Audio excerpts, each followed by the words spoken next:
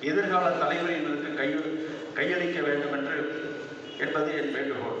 கலை சொல்லாக்கமானது உங்களை போன்ற ஆய்வு மாணவர்களை மொழியின் வல்லுநர்களாக வளர்த்து நவீன தொழில்நுட்ப சென்னை பல்கலைக்கழகத்தின் மொழி ஆசிரியரும் துறை தலைவருமான பேராசிரியர் இ. சுந்தரமூர்த்தி அவர்கள் கட்டுரையை வழங்கியிருக்கிறார்.